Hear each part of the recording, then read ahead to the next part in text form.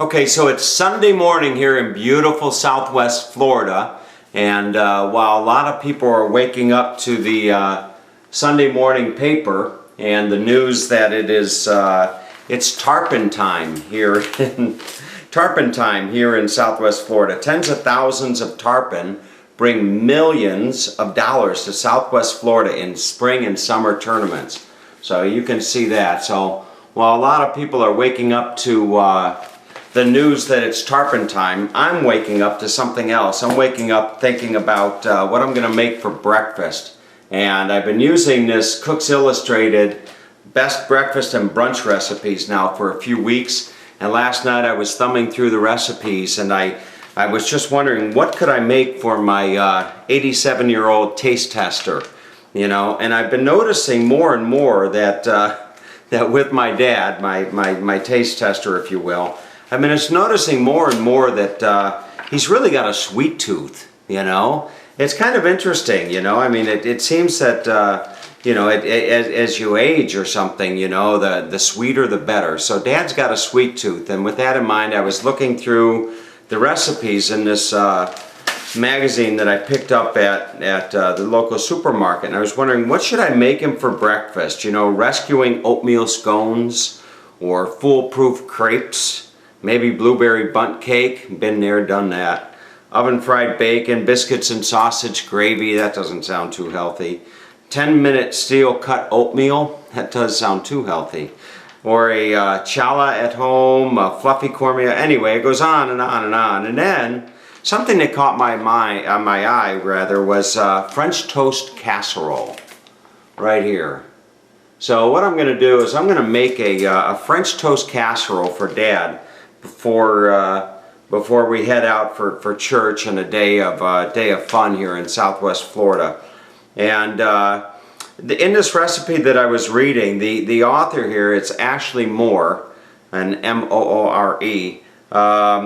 She says that making French toast is no sweat if it's just for a few people, but it can quickly turn into a laborious and time-consuming when you need to cook breakfast for a crowd. And then she says the basic process for French toast casserole is straightforward and familiar. It goes something like this. Stack 2 layers of sliced bread in a casserole dish with plenty of brown sugar and cinnamon, and pour over an egg and milk mixture, you know. And then slide the casserole into the oven for a half hour or so. You know, when it's done, you say, etc., etc. Couldn't be simpler, right? Well, she found that when she was looking around in cookbooks and various other online resources, she found that the problem with this real simple scenario was that all 5 versions that she tried looked and tasted a lot like bread pudding, you know, and that was the problem that she was finding with a lot of the other French toast casserole recipes, that they'd come out tasting like bread pudding. So what she did was, she said the first decision was to decide what kind of bread that she was going to use for the recipe. And a friend suggested that she use potato bread. So there you go, potato bread. And she found out that it says while white bread just disintegrated into custard, challah, while great for traditional skillet French toast, was too delicate for the oven version. And she found that with the potato bread, it would soak up the egg mixture, and it baked into a tidy casserole that was easily divided. So anyway, I'm going to go ahead and try this recipe here this morning. My dad is upstairs doing his morning exercises, which he's going to need, you know, for this recipe. So let's go over the ingredients and start putting this thing together. Alright, as one might expect, the ingredients for this recipe are rather straightforward and simple, and rather than laying each of the ingredients out, I've already done some of the prep work, and I'll just tell you what's needed. The recipe serves 6 to 8 people, and what it calls for is 1 tablespoon of unsalted butter, softened. I got that there, plus 6 tablespoons of unsalted butter. So I've got the 6 tablespoons of unsalted butter there.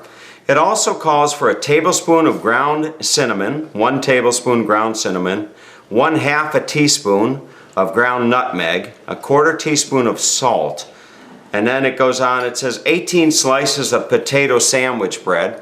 So there's your potato sandwich bread. I'm actually going to do 2/3 recipe here, so I'm using 12 slices.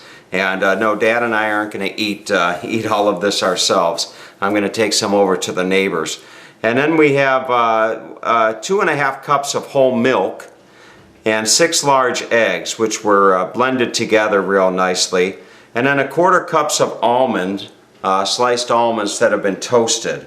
So I'm just going to go ahead and just continue on with the recipe. And they say to preheat the oven to 315 degrees. And they say grease a 13 by 9-inch baking dish with the softened butter. So I'm just going to take this right here. Here's my softened butter. And I'm just going to grease the inside of this baking dish here. And this baking dish is going to be fine for the 12 pieces of potato bread rather than the 18 that are called for. Or is it 18? That's right, 18 slices. So I'm going to just grease the inside of this. And then what it tells me to do, it says to sprinkle 3 tablespoons of brown sugar mixture evenly over the bottom of a prepared baking dish. So I'm going to go ahead and get my 3 tablespoons. I'm going to get my 3 tablespoons, and just to help me out, I'm going to put 3 tablespoons into a little bowl here, just like that. So I know, that's easy to put over the bottom of this baking dish. So I'm going to sprinkle. I was at a barbecue the other night, and there was this gentleman there from Bulgaria, of all places, and he was the chef. He was putting the meat on the grill, if you will. And I had brought a cake, and it was a cake that I had bought at Costco. But I had brought a cake, and I was kind of teasing him that I had baked the cake. And boy, if looks could, he just looked at me like, "You bake?" Like that's a woman's thing. But anyway, so there you go. I have the 3 tablespoons of the brown sugar on the bottom of the casserole dish. And now it says to place 6 bread slices, okay? And I'm going to take the bread slices like this. And actually it says to use the bread heel, okay? So I would assume that they're referring to this as being the bread heel. And I'm going to use I have 1 loaf of potato bread, but anyway, I'm going to go ahead and put that in there, just like that. Instead of doing 6 slices, I'm just going to put in the 4, just like that, okay? And then it says to place 6 bread, brush with 1½ tablespoons of melted butter, and then sprinkle with 3 tablespoons of the mixture. Okay, so the melted butter is here, and 3 tablespoons. I'm not going to break that down individually, but I'm just going to come in and just put in a nice coating of this melted butter over the bread, just like that. Okay.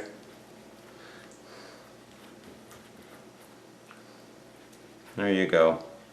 Now I think I'm actually going to need a little more butter here, but we'll see as this goes. Now it says sprinkle it with 3 tablespoons. Again, I'll just grab there's 1. This recipe, I'm using 2/3 of the bread, but I made all of the mixture for the sugar. But now I'm going to take this, and I'm going to sprinkle this all over these 3 layers. Just like that.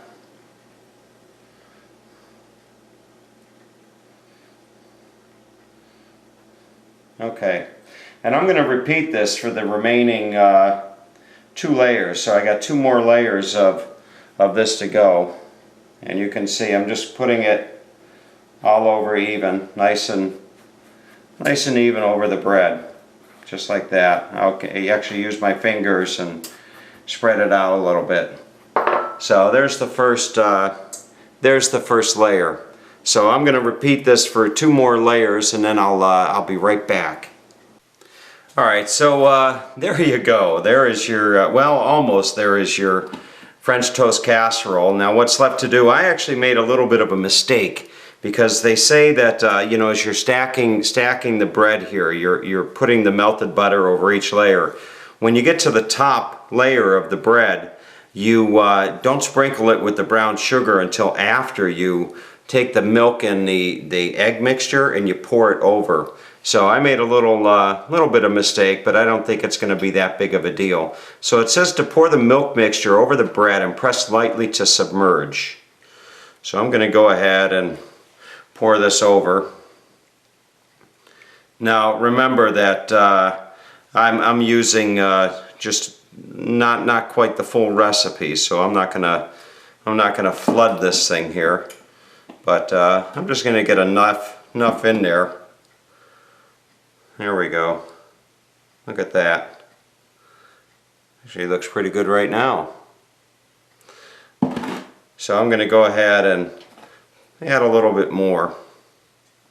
I'm not gonna use quite the full amount here, because I'm not using a full amount of bread, but that probably looks to be enough. And I'm gonna go ahead and do as they say, press lightly to submerge. They actually say submerge, so I don't know. Submerge, I would think that that they want this under I was going to say underwater, but under milk and eggs. Maybe I'll put in a little bit more. There you go. Alright, so you got that all put in there, just like that. Actually looks pretty good. Rinse my hands.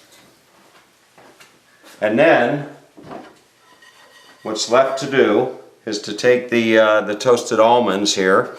It says to sprinkle with almonds and the remaining heaping 3 tablespoons of sugar mixture. So I already did the sugar mixture there, and I'm going to go ahead and sprinkle this with the toasted almonds, just like this. The toasted almonds give it a nice crunch, as I recall reading in the recipe there. So I'll try to distribute these somewhat evenly, just like that. Okay, and there you have it. You have the casserole all ready to go into the oven. Bake until casserole is slightly puffed and golden brown. And I think, if I'm not mistaken, that the official taste tester has just arrived here into the kitchen. Hi, Tom. Yeah, there's the taste tester right there. I'm just telling everybody that you are my official taste tester. Oh, okay. So we've got a special breakfast today. A special? Yeah, today we're going to have this. French Toast Casserole. Sounds good. Sound good? Yeah, that's great. Alright, so we'll have a French Toast Casserole. You're my official taste tester. Okay. The people out there on the computer, they watch this video. Okay. And if you say it's good, Yeah. if you say it's good, then It's good. then they'll make it. Okay. But if you just tell me that it's not, you're anxious to get your coffee. Yeah. Yeah. If you say, if I make something that's not good and you say it's good, just because you don't want to hurt my feelings, Right. then those people out there on the computer are going to make the recipe, it won't be good, and then they'll come after you. Okay, so you got to be honest when you're doing the taste testing. Yeah, but how will they get the recipe though? Well, they're going to get it on the computer, because when they watch the video, I tell them the recipe. Oh, okay. You got me? Yeah, I'm with you. All right, so let's put this into the oven. It's going to go in for 30 minutes. 30 minutes? 30 minutes, okay? Can you wait that long? Sure. All right. Okay. All right. So let's let him get his coffee, and we'll get this right. into the this into the oven. Okay. All right. So as you can hear, the 30 minutes have passed, and let's pull this out of the oven and see what we've got. Turn off the timer.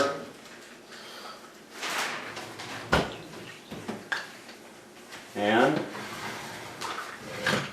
look at that. Boy, that actually looks pretty darn good. Just out of the oven, your French Toast Casserole. Looks good. The taste tester over there has taken a look at it, and he's given his approval. So at least visually, we'll see how it tastes.